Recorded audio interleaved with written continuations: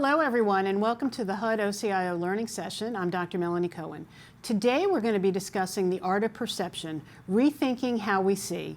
The Art of Perception seminar uses the analysis of works of art to improve perception and communication skills.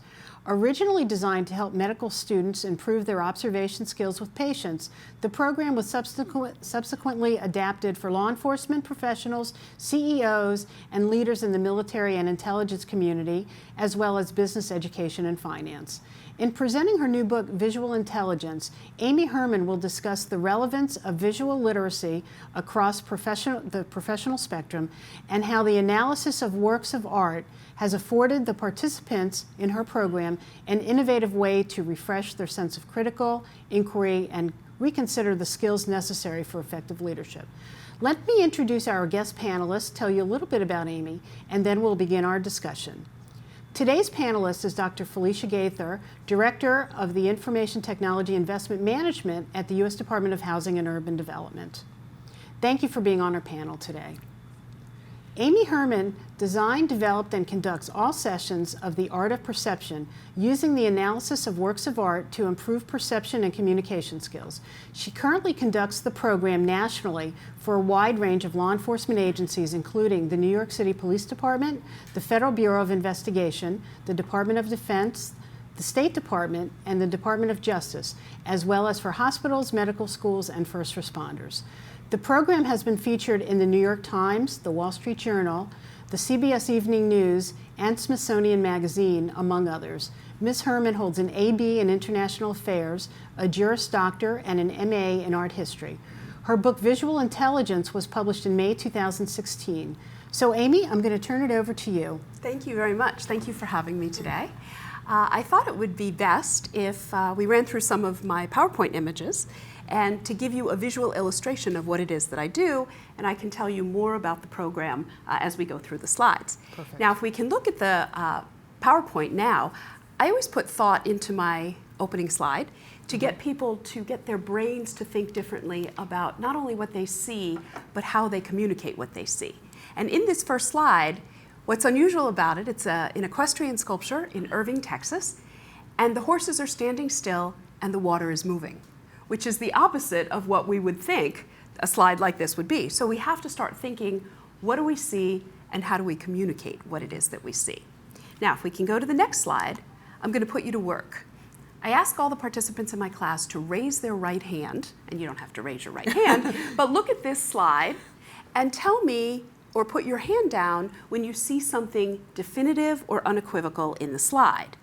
And some people put their hands down, some people look, they think they see a platypus, they think they see a kitten, and then I tell them that they're looking at a mammal.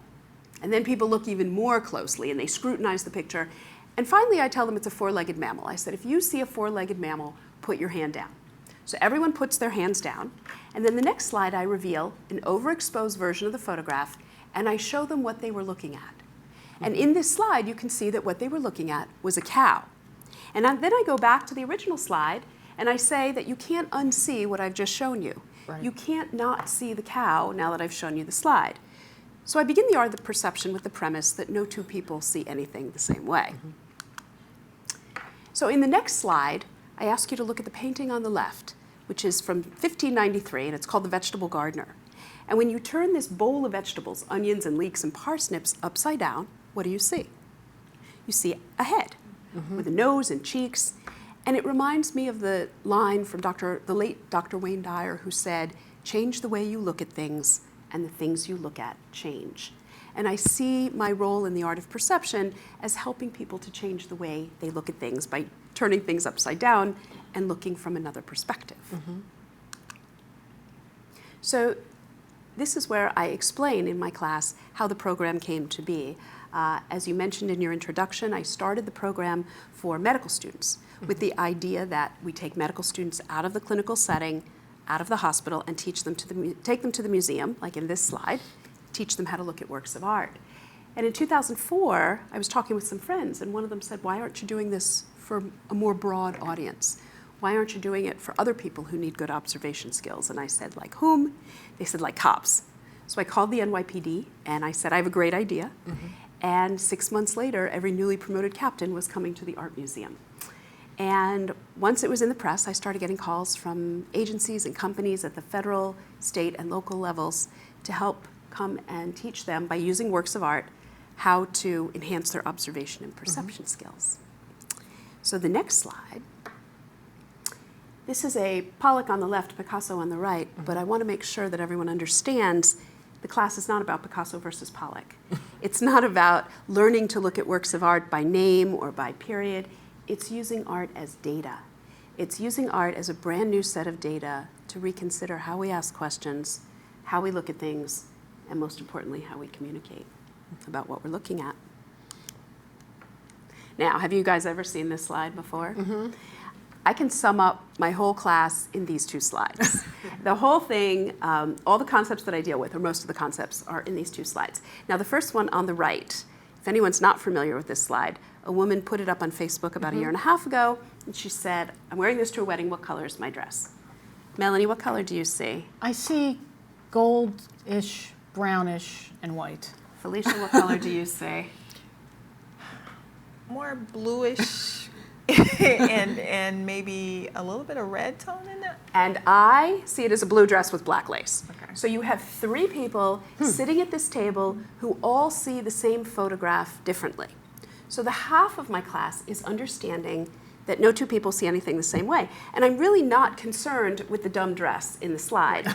I'm concerned if the three of us were at the same meeting, or the three of us were interviewing the same client, Right. or working on the same problem, and we walk away with fundamentally different perceptions of what we see in the picture. So that's half the course. Now the other slide is a Domino's pizza box. And just about a year ago, there was a terrible crime committed here in the District of Columbia. A CEO, his wife, their 10-year-old, and their housekeeper were held hostage in their home. And they were killed, and the house was set on fire. And the morning after the tragedy, the crime scene investigators came to the home, and one of those investigators had the wherewithal not just to notice a Domino's pizza box in the kitchen, but to say out loud, do you think this is the kind of family that would order a Domino's pizza? And he picked up the lid of the box, and there were some discarded crusts in that box. Picked one of them up, sent it away for DNA analysis, and they got a suspect within 48 hours based on the DNA in the saliva on the pizza crust. Right. And so the other half of my class, I apologize. And in my world, we call that good police work. It's more than that. It's thinking outside the box, and I'm sorry for the terrible pun. So half the class is recognizing that no two people see anything the same way, and the other half is that we have to be creative about our problem solving. In the next slide, I show you a picture by a man named JR. And I show you this because it's important for us to shift our perspective. I recognize that most of the people I work with, 99% of them are not looking at art for a living. I get Right, that. right. And so I asked them to shift their perspective like JR did. He had a problem with the law years ago. He would take pictures of people, blow them up to billboard size, and put them all over the world. And some countries issued warrants for his arrest. They said, you can't deface public property. So he took this self-portrait of himself while those warrants were pending because he didn't want to reveal what he looked like because it would facilitate his arrest. So I asked my participants to look at this slide and think about shifting their perspective. Think about how they're looking at things and how they're communicating. And in our world, as you know, with all the events recently, how important it is to be able to shift our perspective. Because this is the world we live in now. It's complicated. We have mass shootings, we have civil rights, we have courts, we're in the middle of a nasty political campaign, and we have international terrorism. And if we're not able to shift our perspective and communicate with clarity, precision, and objectivity, these issues fall out of reach very, very quickly. So it's important to shift our perspective. So to get in the mode to shift your perspective, I show this painting. Anyone who studies art knows this picture. Most people don't. It's called Luncheon on the Grass. You have two fully clothed men, a totally naked woman. Her clothes and her food are in the left-hand corner. I don't know how they got there. And then you have a woman in the background, playing in the water, oblivious to everything. 100 years later, look what Picasso did with it in the next picture. He turned it on its head. You still sort of have the fully clothed man. You definitely have a naked woman, her food, and a naked woman in the background. But he took an icon and turned it upside down because no two people see anything the same way. Why else do we shift our perspective? Because this article, this was in the New York Times a couple years ago, and it said looking the other way, and it has 10 paintings turned reversed. And the three of us, and most of the people that I work with, don't have the professional option to look the other way. We have to look at what makes us uncomfortable, we have to look at what we don't like, and we have to look at what we don't understand. So what I hope we do in this program is get people to look at art that they don't like, art that they don't understand, and art that makes them uncomfortable. So if they can confront those issues, they'll do it on the job. What do you see in this slide? Anything unusual? Anything funny looking? I see a building in the back and some kind of blob in the front. Yes, what do you see, Felicia? I see a building in the back, and I also see people kind of underneath the block. Excellent. This is a slide that I use. You see, all people see things differently. Right. This is a slide that I use, again, about shifting our perspective. What do we do when information is missing? How do we create a coherent narrative? We all have situations where something is missing. And so I'm showing you a photograph by an artist named Ellsworth Kelly, and it's called Broken Window in Paris. And you identified the building in the background, and you identified legs at the bottom. It's actually a self-portrait, and the image of him is missing, but yet you see his legs underneath. There he is taking the picture. And I use it to illustrate the idea that we need to shift our perspective to think about what to do when something is missing. You know, Amy, if I Yeah. could interrupt for just a Sure. second, because this makes me think about, I always like to think about how do we use this in our everyday. So when people watch the show, they can walk away and think about how can I use what I learned right now. Right. So what I find so interesting about this is that when we're faced with a problem in an organization, the problem is usually just presented. Right? Without lots and lots of discussion. And so it doesn't actually have, you don't actually have the opportunity to bring in what do you see from it, what do you see from it, how does everybody kind of put it all together. So, you know, even if we can take that lesson from some of this work about let's not just have a statement of a problem presented, let's actually discuss it and dissect it. Yes. Kind of like what we're doing with the artwork, right? Absolutely. We're just kind of dissecting it to think about what is it that we really see and what really is the issue? You bring up a really important point, and one that I stress in the program quite a bit. Because what happens with a lot of groups, my hope is that people will state the problem, but sometimes they use very subjective language, and sometimes they go right ahead and tell you how they think we should solve it without stating with clarity and precision what the issue is. So I think in addition to opening it to discussion, as you suggest, we also need to think, how are we stating the problems? Are we using the clearest language we can? Are we using objective language, and making sure that everyone is on the same page before we all go down separate roads to solve the problem? Right. So that's what I hope comes across in looking at the works of art. And it segues perfectly into the next slide. The question comes up, I'm working with the military, I'm working with the Department of Defense, and I'm working with intelligence and law enforcement. How do I make art relevant for them? Because so many of them, I know they're not looking at art for a living, and I know they don't go to museums. A lot of them don't go to museums. So I ask them to look at a portrait like the one we have on the screen. And I say to them, I need you to step in closely, so close to this portrait that you're going to ask me questions about what you see.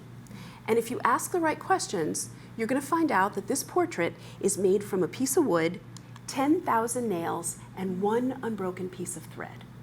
Now, some of you might say, well, that's really cool, but what does that have to do with my work?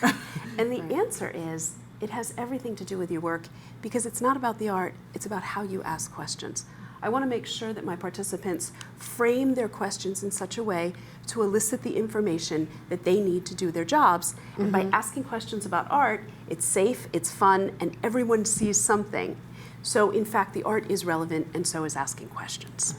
Well, that's an excellent point too about the asking questions, because I think a lot of times you go to, again, it's really about problem solving is really the underlying thing of what we're talking about. Absolutely. So it's about how you can observe, how you can really focus, and then how you solve problems.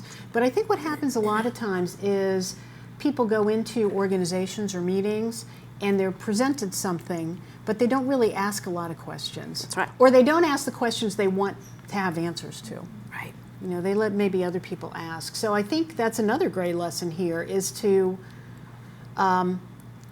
ask those questions, to open it up wider. You know, of course you have to have an organization and a culture that allows for question asking. Sure. But you know, if you do, that's your opportunity to kind of dig further and further to get to the issue.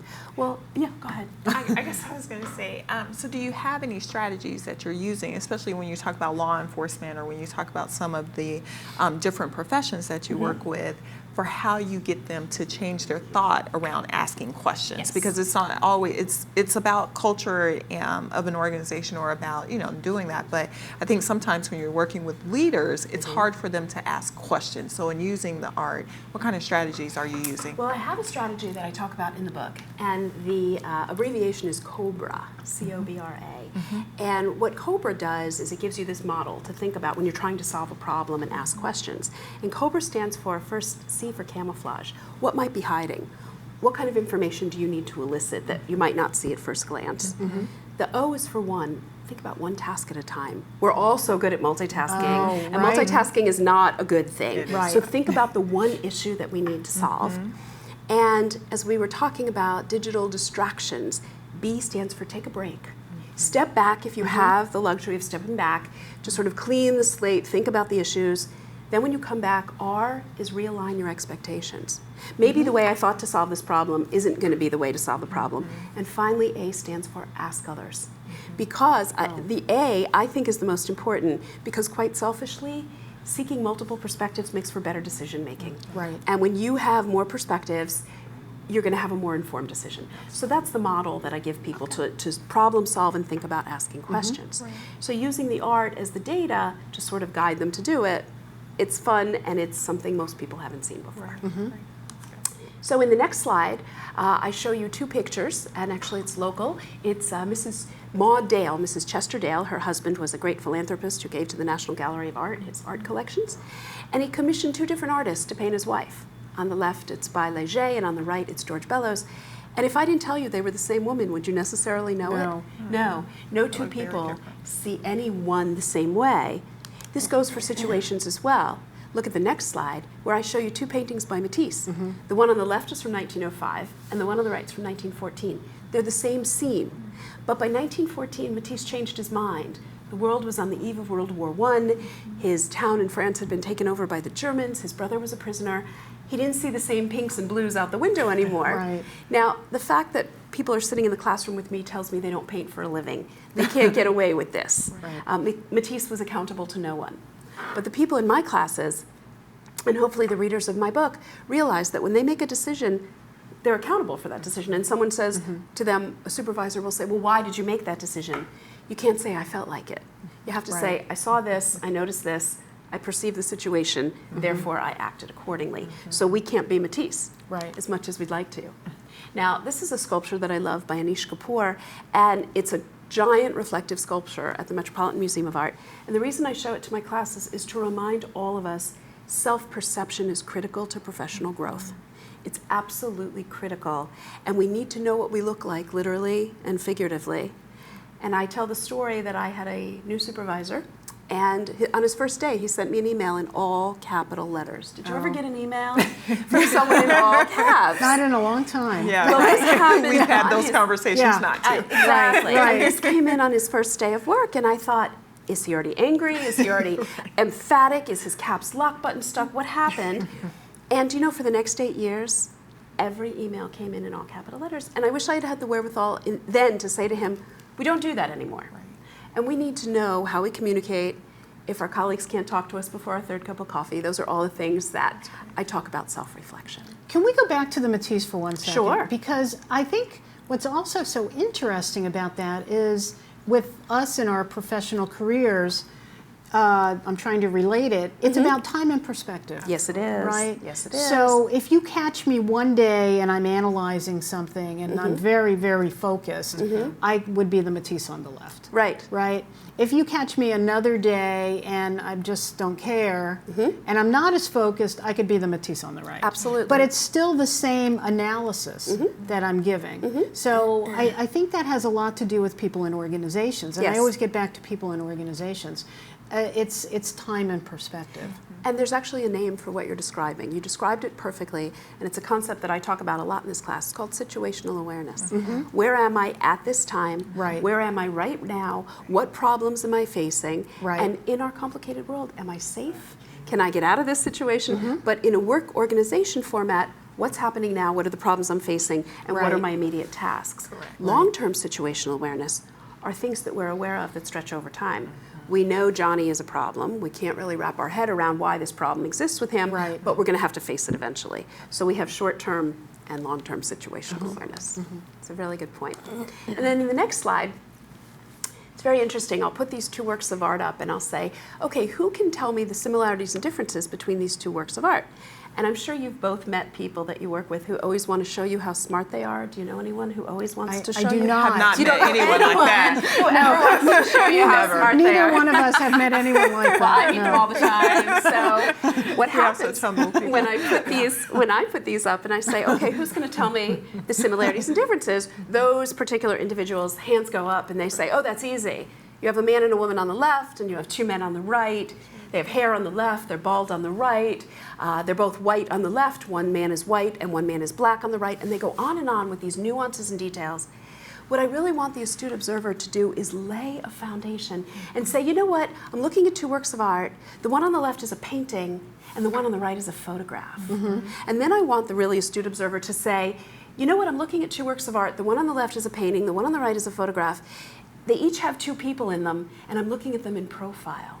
Because if I'm on the receiving end of your email, I don't know what you're looking at. And I need those people who think they're so smart to lay the groundwork and lay the foundation before jumping in to show us how smart they are. And this is the perfect example. People have said all kinds of things about these works of art, and I want to hear first and foremost, I'm looking at a painting and I'm looking at a photograph. And different time, And yes. obviously. I mean, Obviously, we're not allowed to say obviously clearly in this Oh, program. that's right. See, That's I forgot right. to state that as Sorry, one you of the forgot to rules. say that in the We're not beginning. allowed to say obviously and clearly because we live and work in this There really we complex go. world. But That's everyone right. breaks the rule. Right. Don't worry, Okay, Melanie. I won't Everyone say it breaks the again. rule. But it's time and place. They look like they're dressed differently. There's so many different things that we can say. So, and going back to that. Yes. How, in a room with leaders, not just the smartest leaders, but Yes. in a room with leaders, how are you able to break down this level of thought for them, right? To help them to come up with strategies for, because a lot of times you do have very smart leaders and they are at Z and other people are still at J and need time to catch up with them, right? And so they're sending off emails or they're firing off tasks Absolutely. and I need this and I need that. So how do we help them to take a step back to say, you know, everyone's not starting where you are. That's right. And so think about that on the front end. You used a perfect phrase. You said, how do we break down their thought process? And that's exactly what I'm trying to do. So what I do a little bit further in the presentation is I define observations, perceptions, and inferences. And I make sure that when we're using an inference or an assumption or a bias, I want these leaders to know that they're doing that. So I give them tools to say, this is how we observe, this is what a perception is, and this is what my inference is. And it comes back to a point that Melanie made before. State the issue first. Make sure that you state it with clarity, precision, objectivity. Then we talk about where you're going, because your mind may be firing 100 miles an hour, but the rest of the people in the room are not there with you. So I ask them to step back. And one of the things I want to emphasize is I don't want to put a burden on anyone. We have full plates. We have a lot to do, and I want these things to become automatic. So one of those is illustrated in the next slide. One of your points is illustrated in the next slide. And I tell people in my classes and in the book that if you're going to remember one slide in my presentation, she's it. And she's my favorite handsome woman of the 18th century. Her name is Mrs. Hannah Winthrop. And she's probably the most important slide. And I'll tell you why. Well, let's see if we can figure out why. She has a red and white bow in her bonnet. She's a brunette. She has dimples. She has many chins, many pearls, a blue silk dress, a blue and white bow. She's sitting in an upholstered chair, and she's holding a nectarine in each of her hands. And you think, well, how is that relevant to the work that I do? Here's the issue. In the bottom one quarter of the painting, do you see that mahogany table? It has an incredible reflection. And in the reflection, you can see her sleeve and the forearm, the skin on her forearm, her fingers, and even the stem of the nectarine. And you say, well, so what? What does a table have to do with anything? Here's the thing. If I ask people to describe this picture, 50% of them will omit the table completely from their description. The problem is it's hiding in plain sight, and you might not see it. How many times have you ever said to a colleague, how did I miss that? It was right in front of my eyes.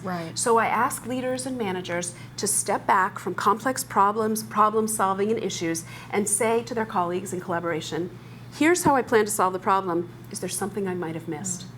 And then you get multiple perspectives, and then you might get that mahogany table brought into the conversation. So this is probably the most important slide. And this is where I invite participation from the class. I put these 2 works of art up and I say, okay, who's going to tell me similarities and differences between these 2 works of art? And I'll ask you ladies, how are these works of art similar or different in any way?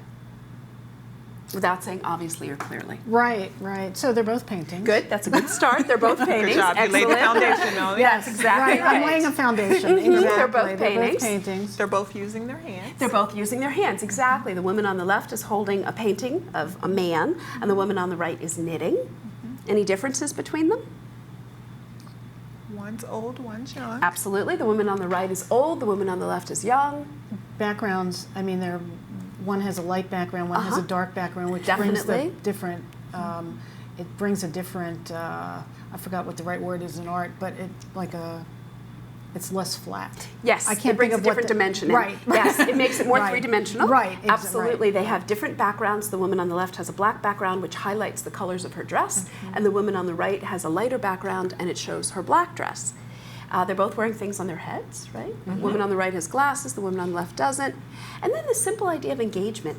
The woman on the left is looking right out at us and engaging with us, and the woman on the right is looking down. But I wait and I wait and I wait. Nobody wants to tell me that the woman on the left has such a low... I was actually thinking You were that. thinking it. I was. Exactly. I was. Everyone in the room is always thinking it. And I say to my participants, we need to say what we see. Saying what you think is a whole other story. I don't Right, want to know right. what people think of her dress, but I need to know, because if I'm on the phone with you or I'm getting an email from you, I can't see what you see. And even if it makes you slightly uncomfortable or you don't know how to say it, use the information and communicate it with clarity and precision to the best of your ability. And so I use this as an example of a slightly maybe uncomfortable thing to have to say, but there's really nothing, it's a work of art, and it's very easy to say, you know, the woman on the left has a low neckline and the woman on the right has a very high neckline. Then we take it to the next step. Something that I think is important for leaders and managers to understand about body language, facial expression, nonverbal communication, and eye contact. Because we all use that every day. We look at Right. how people interact. So I use these slides and I say, okay, we all know who these gentlemen are. The one on the left is number 1 and the one on the right is number 16. Let's just call them that to make it easy. But thinking about body language and facial expression, how are these images similar or different? And I hear all kinds of answers. What do you think? How do So they? body language. So I think the one on the left, George Washington, it's got a much more open posture. Absolutely, and what about him is open? He has his hand He has his hand extended, out, he's the standing. way he's standing. Sure, and number 16? Looks very serious. And Very serious. Sitting in a chair, Sitting he in has a his chair, hands in his right. lap. holding his glasses. Holding his glasses, we have a lot of things in the background on number 1. Number 16's portrait is very stark. Right. You know what almost no one says out loud? That number 1 is a painting and number 16's a photograph. I was going to say that. You were but going to say it. Everybody's always going to say it. Right. Well, right. The biggest right. I was difference trying to between set the them. foundation, Right, right? exactly. Right. And you know what happens, again, if I'm getting an email or I'm on the phone with you, I can't see what you see. Right. And the other interesting thing about this comparison, if you look in the upper right-hand corner of the portrait of number 1, do you see that rainbow up there? Now, I'm not trying to trick anyone, but I ask, who notices the rainbow? And is it critical to looking at the picture? No. Is it important? Yes. There are probably 25,000 portraits of George Washington in the history of American art, but oh, wait a minute. The one we saw in that art of perception session had a rainbow in it. You've just narrowed it down from 25,000 to 3 Right. because you remembered a detail. Small details are really important, and they put the big picture together. And the other thing about number 16, have you ever seen someone who hasn't slept in 24 hours? They look how he like looks. him. Exactly. right. Exactly. Hair's disheveled. Bad Little hair, disheveled. His Yeah. tie is askew, his suit is wrinkled, his buttons are popping. There's nothing disheveled about number 1. No. And if you ever wondered about body language or facial expression or nonverbal communication, take a look at the next slide. Remember this photograph. Now, we know this photograph, and if I were to ask for someone's visual analysis, I don't want to hear about Osama bin Laden because he's not in the picture. Right. We have 12 to 14 people in the picture. They look fraught, anxious, nervous, worried. They're looking at something we can't see. And it's so interesting, when I showed this to a group of officers and soldiers before they were going to deploy to Afghanistan, I said, what do you see in the picture? And one of them said, the only guy doing any work in that picture is in The Air Force. uniform. Right, right. Because their eyes go right to the general.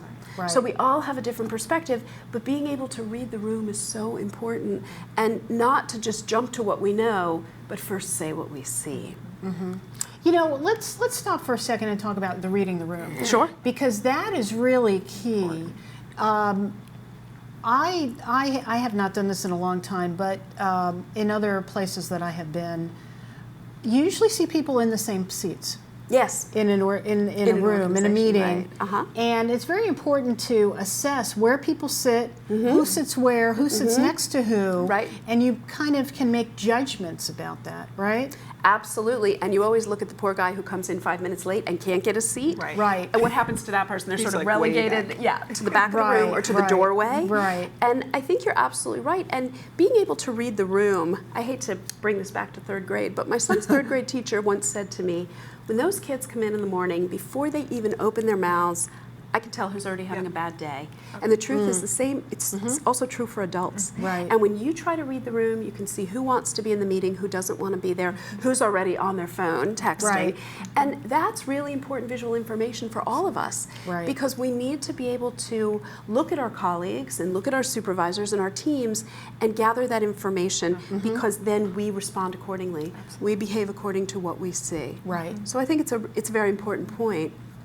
Now, in the next slide, I show this picture in every one of my classes. And my police officers, as much as I love them, always say to me, when I say, well, what are the similarities and differences here? They always say, oh, it's before marriage and after. And I say, no, that's not the right answer, even though there are no right and wrong answers here. So I ask them to compare and contrast these two works of art. And I hear all kinds of things. How are these pictures similar or different? What do you think? Lay the foundation. What do you think? They're both paintings. They're both paintings. Good. That's a safe start, Melanie. That's Right, very safe. right. Both women. They're both women. Both women. Good. One's older, one's younger. Yes, Right. one appears to be older, one appears to be younger. They're both reclining. They're both right. right? And they're reclining in opposite directions. Right. They're both nude. Right. And here's the interesting thing about this. Eventually, someone will say, well, the woman in the bottom picture is much larger than the woman in the top picture. And that's fine. You can say the woman in the top picture is thin, the woman in the bottom picture isn't. But that's not even the real reason that I juxtapose these two images. Years ago, I put them up and I was at a psychiatric conference. And a very senior psychiatrist stood up and I said, similarities and differences. And this is what he said. He said, the woman in the bottom picture is morbidly obese. And he said, the woman in the top picture is perfectly healthy. And I said, you know, doctor, with all due respect, can you really look at a picture and say that someone is perfectly healthy? I said, Right. how do you know she's not schizophrenic? How do you know she doesn't have a blood disorder? Right. How do you know she's not deaf? And to his credit, he said, oh, I can't believe how wrong I was. I said, you know what, you weren't wrong. Your choice of words was poor. Right. And I use this comparison to remind us all there are really so few things that are 100% in our control. Choice of words is one of them. In writing and in speaking. And we need to be aware of the words that we use because every word counts. And so that's the real reason I juxtapose these, to remind us that I implore people, don't make poor word choices. I'm sure we all hear it all the time. Right. And you want to say to people, do you really mean to be saying this? Because that's what's coming across. So then I shift gears.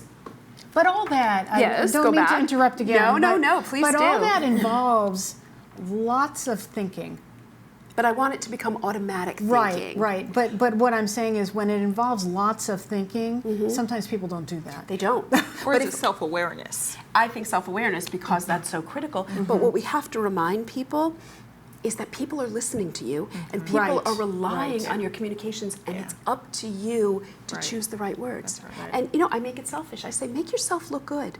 Choose the right words. Absolutely. Be an effective leader because every word will count. Right. And in the longer presentation, I give examples where, you know, one word is changed and it throws everything off. Right. So we really have to be careful. As much as this program is about observing and perceiving, effective communication is really the rationale underscoring the whole thing. Right. So then I switch gears to photography and photojournalism because I know that my participants aren't looking at works of art for a living. I get that. Right. So I want to give them tools. Some people think photography is more accessible. So I give them a three-pronged model. Every new client, every new problem, every new strategy, you ask 3 questions. And I'm going to ask you to ask these 3 questions as we look at this photograph. Number 1, what do I definitively know? What do I definitely know about something? Number 2, what don't I know? And you say, well, how do I know what I don't know? You identify what's missing. And number 3, if I had the opportunity to get more information, what do I need to know? So in this case, what do we definitively see here? What do we have in our photograph? 3 women. 3 women, right. Right. What else do we see? We see a black woman in the center, 2 white women on either side. The woman in the center seems older than the two younger girls. The younger girls are blonde. They're leaning into the woman in the center. Picture seems to be out of doors. We don't, that's what we see. What don't we know about the picture? Why they're together. Why they're together. If they're related. Right. What is their relationship? Right. Who are they even? Right. Why is their picture being taken? And where are they? They look like they're outside a building, but we don't know where they are geographically. And then the third question follows. If you had the opportunity to get more information, what do we want to know? Who are these ladies? Why is their picture being taken? What's their relationship to each other? Right. And Why what's aren't going they on? smiling? Why aren't they smiling? Right. Exactly. So I reveal to my classes, I hate to be contrived about this one, but this is a photograph by a man named Richard Rinaldi. And his body of work is called Touching Strangers. He pulls people off the street, puts them together. These women have never met before. And he does this. That's the way he does his photography. And the reason I show it as a caveat to all of us, be careful what we reach for. I've had people say, oh, the two girls are leaning in affection and gratitude. These women don't know each other from Adam. So it's a reminder to us, we're accountable for our observations and don't go too far. So we try it again. Now, in this picture, what do we see? We see two people. Right. How would you describe it to me if I wasn't looking at it? How would you describe what's in the picture? It's an older woman and a toddler. Sure, an older woman and a toddler. They look happy, right? They are smiling. They're looking right at the camera. And the woman is wearing lipstick. She has her hair done decoratively. The boy is blonde hair, blue-eyed, and the woman has darker skin than the boy. We don't really know what her ethnicity is. Right. And then I ask, what do you think the relationship between these two people could be? What could it be? Could be lots of things, right? Could be a neighbor. Could be mom. Could be mom, grandmother. could be Mom, grandmother, grandma. could be biological, adoptive, or foster. It could be any of those. Right. She could be a godmother, she could be a friend, a teacher. Almost any answer is okay. Absolutely. So about 9 years ago, I was showing this picture, and a woman in the back of the room raised her hand, and she said, the woman in your picture is the biological mother of the baby. And she said it with absolute certainty. And I said, that's a conclusion, that's an inference. What observations did you make to get there? And she said they have exactly the same noses. And I looked carefully at their noses, and I said to her, this is how I phrased it, I said, I happen to have information that it's not the baby's biological mother. And without missing a beat, she pointed her finger at me from across the room and she said, Miss Herman, you're a racist. And I said, excuse me, I said, I take an accusation like that very seriously. I know I talk about a lot of subjects. I want to know what I said that warranted you calling me a racist. And here's the difference. In the book, I talk about seeing versus observing. This is hearing versus listening. She said, you just said that can't be the baby's biological mother. And I said, I didn't say that at all. I said I happen to have information. It's not the baby's biological mother because after 9 months of pregnancy, 27 hours of labor, and a C-section scar, I know who that baby's mother is. It's me. That's my Right, you're like, that's mine. I said, I know who the mother is in this picture, that it's my son. And so she sat down. And I remind people that even 12 years later, she's still his babysitter, and notice that he grew up and she didn't. And so she's been his babysitter since he was 3 months old. There's no biological tie between them. They're tied at the heart. And she is the center of my family. But that's a conversation we all need to have about race and assumptions and relations. But here's the conversation I don't want to have about this picture, and I have to have it all the time.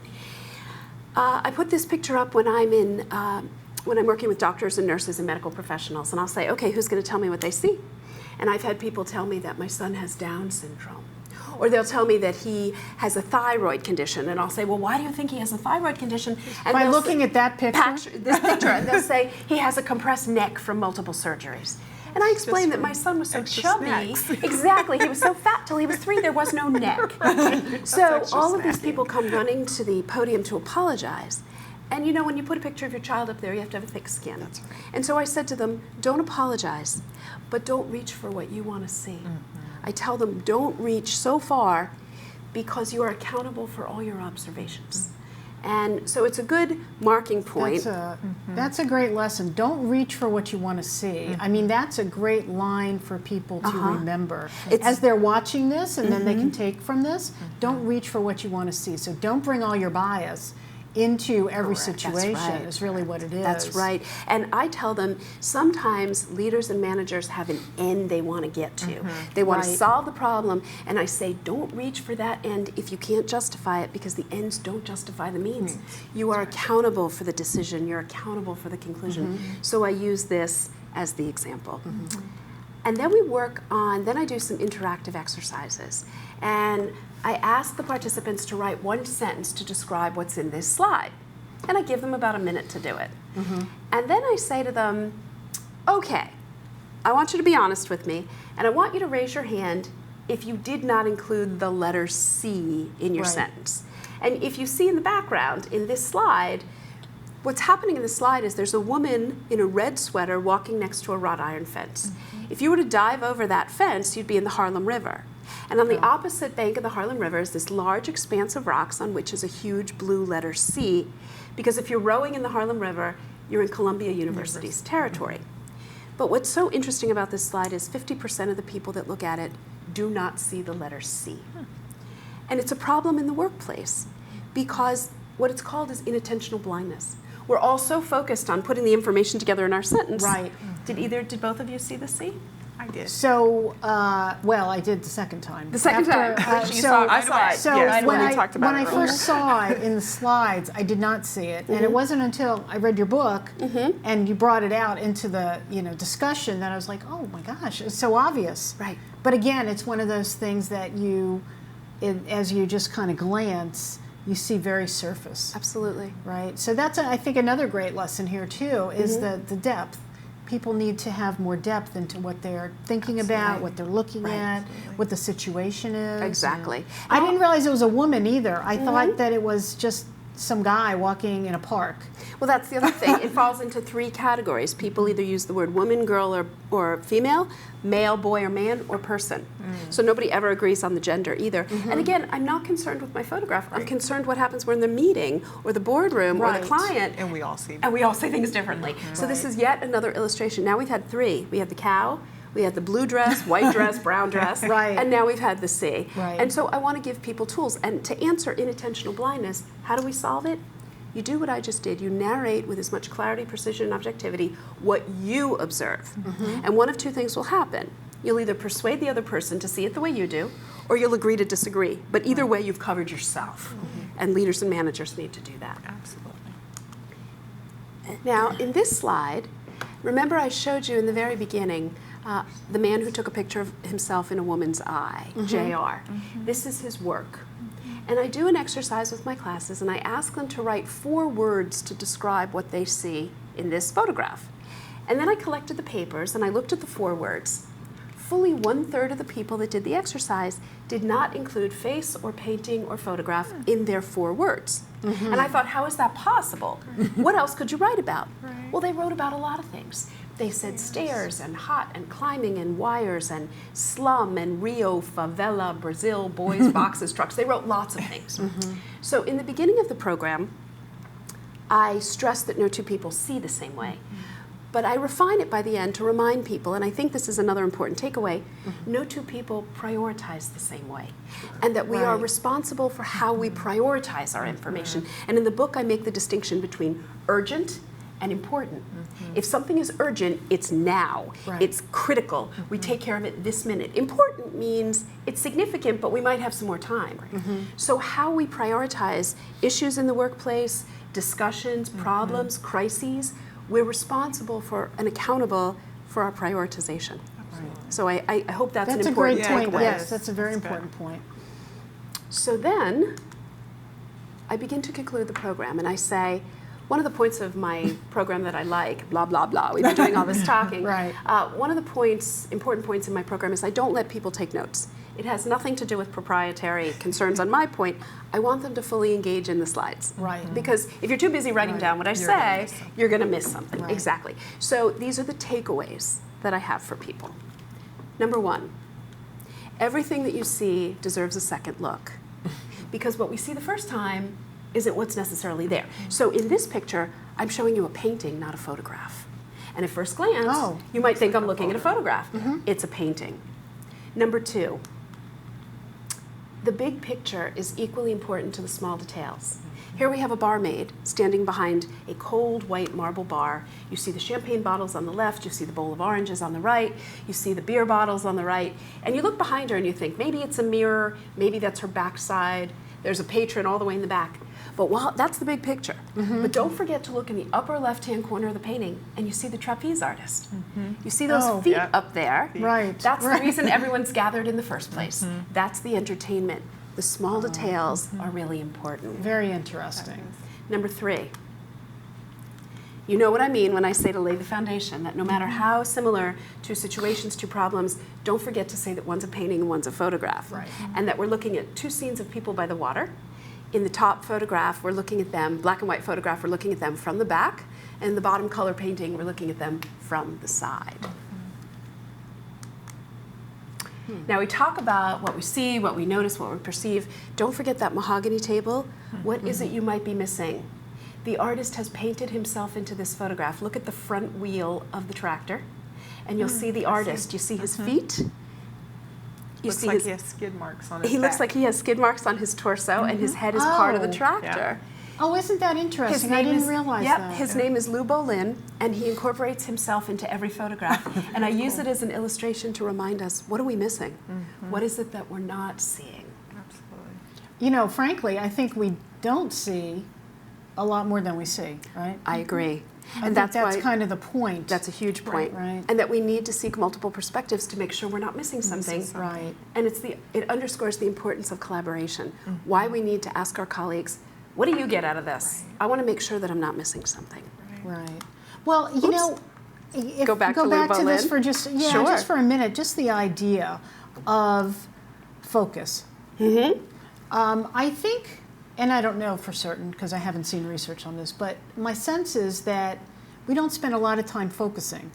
We just spend a lot of time looking, doing, and moving to the next thing. Right. So now that we've had time to look at these art as an example, you know, we have much more time to focus on that. If we spend as much time focusing on problems as we did just kind of like addressing, you know, mentioning them, coming up with a quick solution, and moving to the next problem, the problem may not continually morph and become the same thing, or something slightly different, exactly that right. we're solving the same thing over and over and over again. And your point about focus, did you notice that all the exercises we've been doing require our eyes and our brains? They don't require digital technology. And that focus, it has a double benefit. Not only are we looking, we're stepping back from our digital technology because I maintain the best weapon we have is a pair of eyes. Absolutely. Right. And I write a lot about it in the book. I had to interview neuroscientists because I'm not one. And I wanted to better understand how the eye and the brain work together. And when I have my participants in an art museum, I ask them to look at a work of art for 5 minutes. Now, 5 minutes may not seem very long. It's a long time. Right. And when you focus on something for 5 minutes without your phone, without looking at your computer screen, imagine what you're going to see. Right. And that is really one of the biggest takeaways from this program, is sustained looking and our ability to communicate what we see and identify what we might not see, and then transfer that into the workplace. Right. And the other thing that you mentioned before we even started was about the art museums. Look at the artwork without looking at the name, Yes. right? So the name is essentially the problem that we face in an organization. Absolutely. The artwork is essentially the picture of The what data. it is we're Yeah. dealing with, Right. right? Yeah. So if we can separate those two things Yep. as we begin problem solving in our organization, I think, without the name, we don't necessarily already have the ready-made answer. And you even point out a bigger problem, and it's cognitive bias. If you read the label in an art museum, you're going to look for what that label tells you to look absolutely. for. And what I ask you to do is just use your inherent sense of observation, then read the label. Because when you read someone else's report, you're already biased to think what they've pointed out. Right. And I want you to use your inherent sense of observation and then collaborate. It's the analogy in the hospital is when the doctor or the medical student walks into the patient's room, before you pick up the chart, just look at your patient. Are there flowers next to them? Are there cards? Are there balloons? Do they have a connection to the outside world? Are they wearing their own pajamas or a hospital gown? That kind of visual information can give you so many insights into your patients before you look at the MRI results. Right. Absolutely. And so in an organization, I want to transfer those same kinds of observational skills. Now, the next slide also deals with an important takeaway for leaders and managers. If you had a human backside sitting in this chair, the picture would be ruined. Right. And it's a reminder to leaders and managers to step back and know when not to intervene, when not to say that my presence is warranted. Delegate it, let your team take care of it, and step back. That's sometimes very difficult It's because a you've got hard lesson. you've got It's a lot really of things hard going lesson. there, That's particularly control, and right. so sometimes that's very difficult to. But it's to do. necessary. Oh, I don't disagree with you at all. But I'm I just think saying it's more I challenging. just think that's a is. very hard situation to come across. So I use this beautiful photograph from 1934 to illustrate that sometimes when you leave well enough alone, the problem will be solved. And it's an important lesson for leaders and managers. right. I love this slide. This happened so recently. On Easter Sunday of 2016 this year, this group of children was on an Easter egg hunt in the UK, and they were in a very rural area looking for Easter eggs. And there were 2 burglars that were robbing houses, series of burglaries, and they escaped across the same field where these children were. There was a police helicopter above, and the children wanted to tell the helicopter what direction the burglars ran. Wow. And they did everything that I ask my classes to do. Collaborate under exigent circumstances, communicate with clarity, and collaborate to make sure that you are precise and objective and clear. And don't you know the helicopter found the guys? And they created an arrow. And they created an arrow. And you know, someone in my last class said, do you think kids in the UK are smarter than our kids? And I said, you know, I don't think they're smarter. But one point was made that I think is really interesting. Just one of those kids could have had this idea, but collaborated and told them all what to do. Right. So They a all leader bought in. came out and they did it, and I love the picture. This is a reminder for all of us to be creative and resourceful in the workplace. And when I say creative, I don't mean learning to paint or learning to sculpt. After the atrocities of 9/11 happened, the federal government convened the 9/11 Commission and said, tell us how on our watches and under our noses this happened. And the 9/11 Commission came back and said, the intelligence community of the United States lacks creativity and imagination. They couldn't envision how those events could have happened. So I started working with the intelligence community after 9/11 to help broaden the vision, because look how the bar has been raised in our world. And I show you the work of Ellen Etsui. He's an amazing African sculptor, and he works in Ghana. And he goes to distilleries, and he picks up bottle caps from distilleries. He flattens them, he hammers them, and he sews them together to make this. Those are all bottle caps? Those are all bottle caps. That's a lot of And work his that went into sculptures that. are incredible, and they're resplendent, all from these used trash of someone else. And I think it's a reminder to all of us to be creative and resourceful and to broaden our vision of what our jobs could be, because we don't want to get stuck in the same mode doing the same thing over and over. Well, you have an excellent example of that in your book about the used soap. Yes, Derek Kayongo. So maybe you can talk about that for just a minute. Sure. It's how we open the book. Right. And I'm glad you brought that up. Thank you Right. for remembering that.